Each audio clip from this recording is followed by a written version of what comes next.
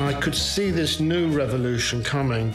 It was an anticipation of the idea that everything would go wrong, but that music would prevail. 1971, I don't think the music was a reflection of the times as much as the music also caused the times. It was an incredibly tumultuous year. Politically, socially, musically. I think the music reflects the state of the society's in.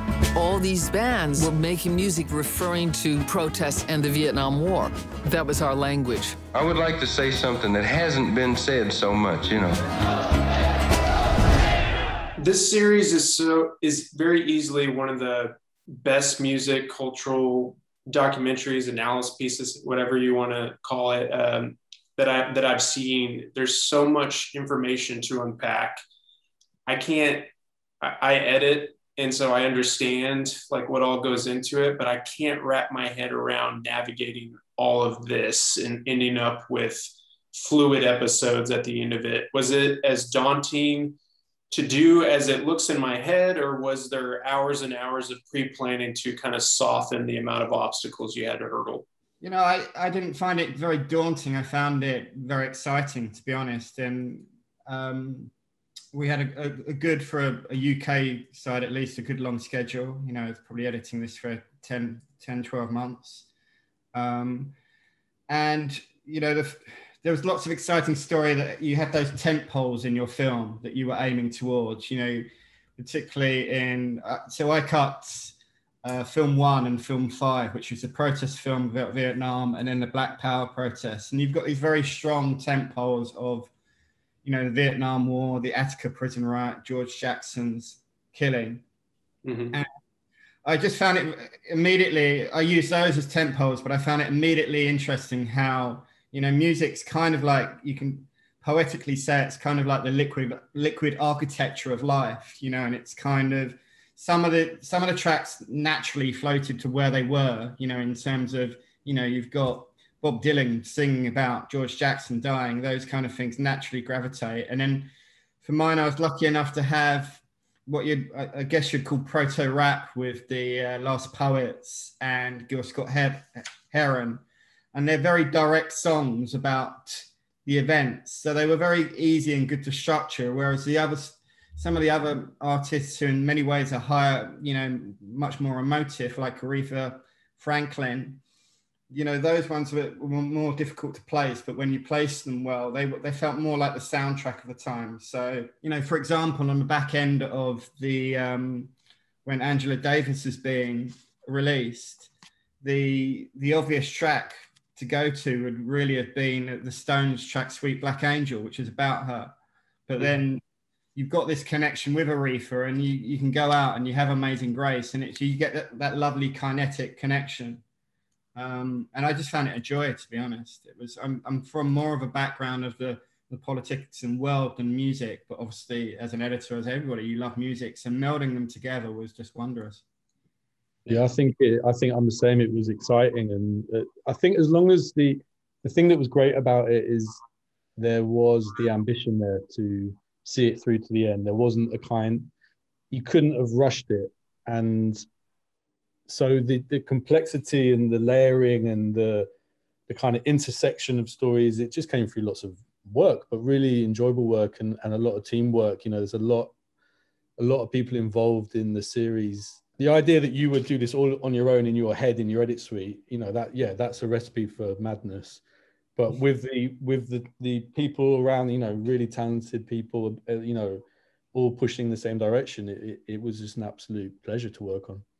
Yeah, I can imagine. Brett, I want to go back to something that you ended with, which was pretty much saying that looking at your career, I know you essentially kicked off your career in music and have done historical work, political work, as you said. So in a way, this project is an avenue that connects your filmography together.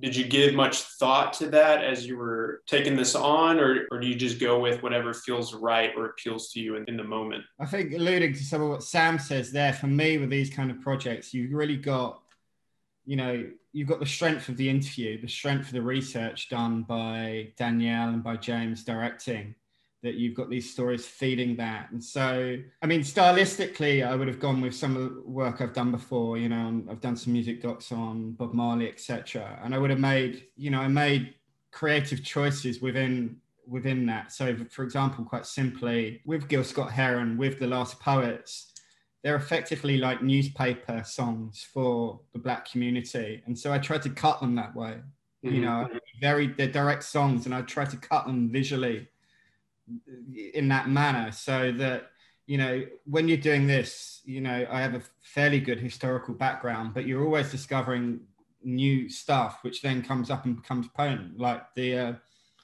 you know, obviously it's much more in the press now because of the recent film, but Fred Hampton, I knew nothing about. And then when you have this song that's singing about Fred Hampton and be able to very quickly tell that story within using a rap song was very potent. Whereas things like the Aretha Franklin song, I would have gone for a much more, what I would have done traditionally with music songs, you know, cut to the emotion of Angela Davis being released with the visceral emotion of Aretha singing in a church.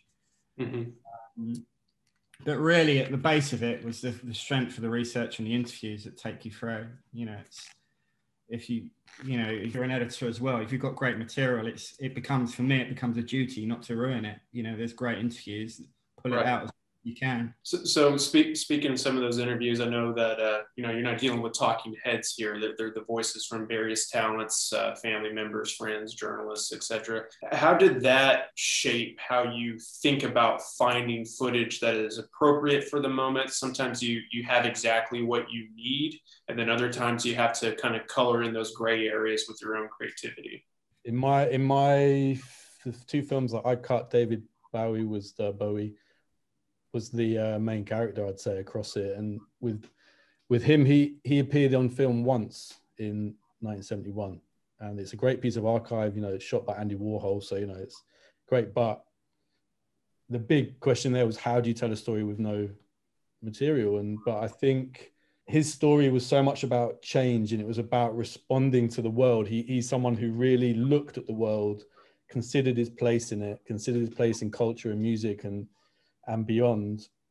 And so to me, that was it was an amazing challenge to work out how you can tell someone's story that way. There were photos of him, and the other thing, there's great interview. He's an artist who's incredibly reflective. He kind of intellectualizes his work and himself in a way that means that, you know, he's digging into his own psyche and into the kind of what he means in the culture. So there was plenty to work with, but I think the creative challenge there, you know, and across the films was like positioning the audience in the moment, really. And that's what you can do with all this other material. You know, you've got this kind of almost endless sea of archive, which, you position your characters in the flow of time and in the feeling and the sense of being in the moment. And you can do that with very kind of obscure material. You know, I think with these things, the thing that scares me going into a project like this is you're just going to regurgitate the stuff that everyone's seen before, and that's boring for the viewer, it's boring for us. Right. So, you know, kind of avoiding just the cliched nostalgia that we've all seen before, and trying to kind of make something that is kind of can be unsettling and not kind of a comfortable, well, wasn't it great back then kind of thing. So I love that challenge, and you know, hopefully we made it work. I made it work with David Bowie. Yeah. What about you, Brett? Anything to add? Well, I agree with that. I think in a lot of senses, I didn't have the same challenges with a Bowie as in I would have had, you know, in film one, you've got a lot of Lennon in, you know, lovely filmic footage, seeing him. My challenges with, say, a Marvin Gaye, where there isn't that material, was still less than a Bowie. I think the there's something very freeing and something very challenging about doing floating, no visual interviews, just with floating voices, because you really have to concentrate on the audience, you don't want to lose the audience. There's something quite secure about when you see a talking head interview, the audience can get quite lazy on that. And this, you have to be much more rigorous, but it's a lot more freeing as well. So with this, I'd always try and place the audience in like what you're seeing is a POV of your main person there, what they're thinking. They might not be there, but they're, if they're writing about Nixon, you want to place them within the social milieu, the mise en scene that's there, so that you feel your audience is always as centered as possible. Mm-hmm. Yeah.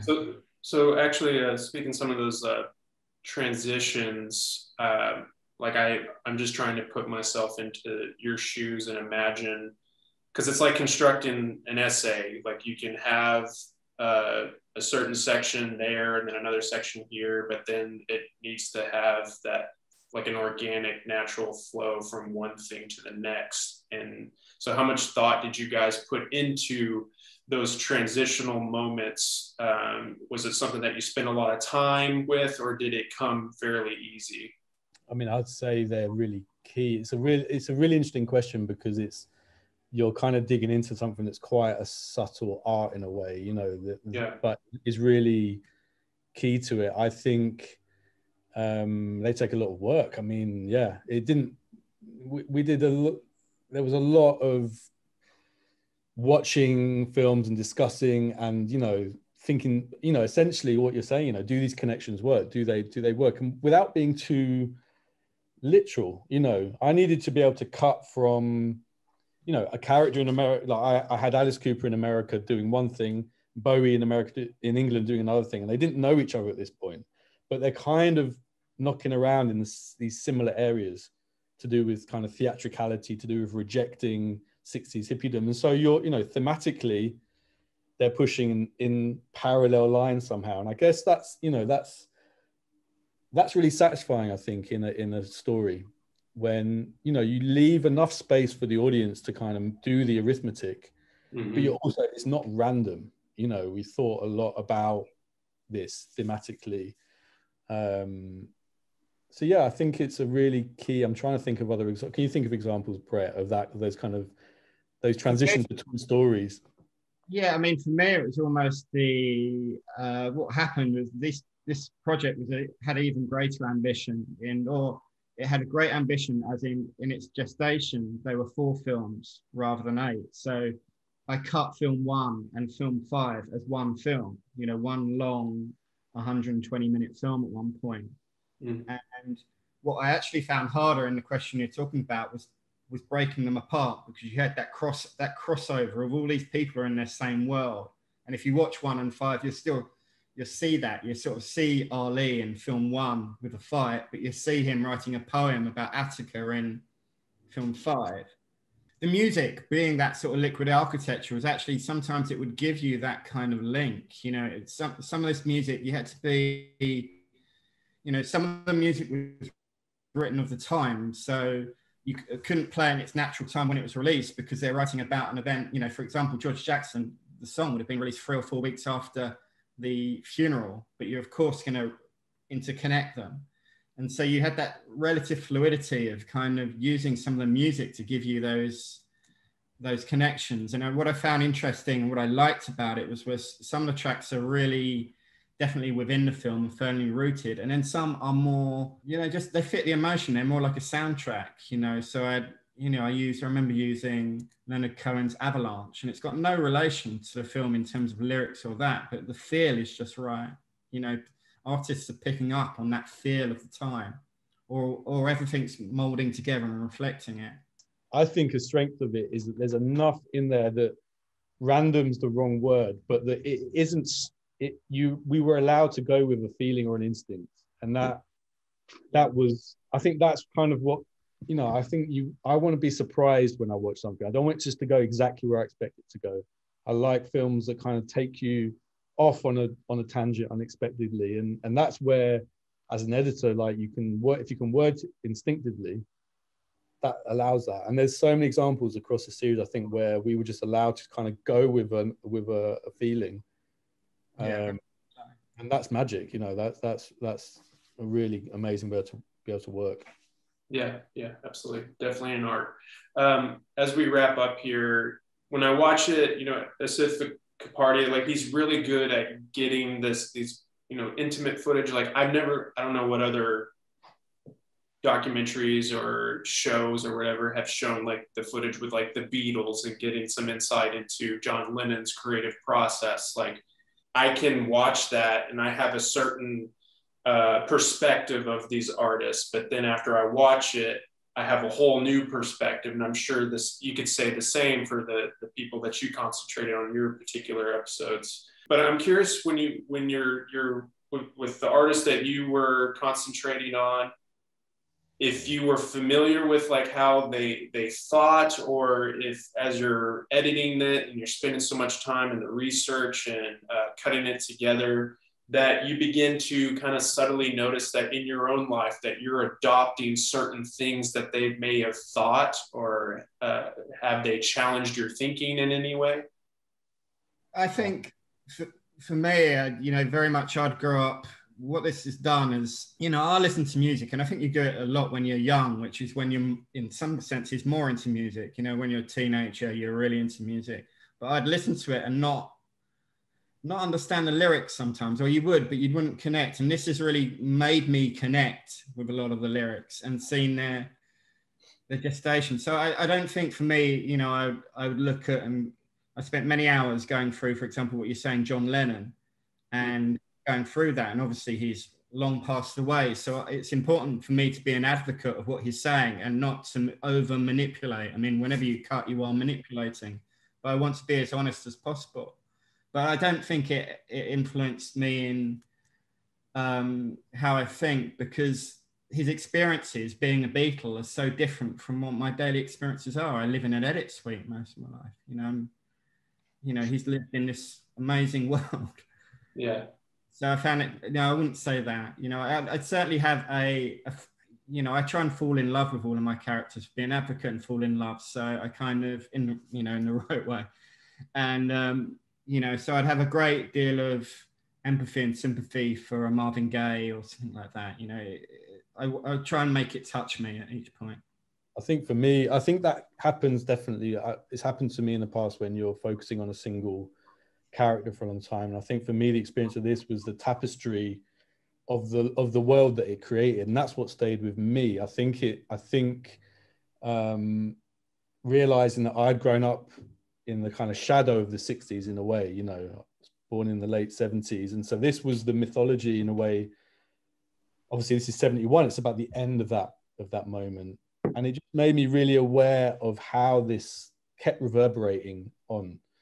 And also just, yeah, the kind of messy complexity of life, you know, the nostalgia and this kind of, and the way it's often simplified reduces it down in a way that doesn't bear enough resemblance with reality. And I think this is still obviously, yeah, a crafted, manipulated film, but I feel like the weaving and the tapestry of it allowed more of that messiness and chaos to mean it, yeah. And it also just made, I found it made me reflect so much on where we are now.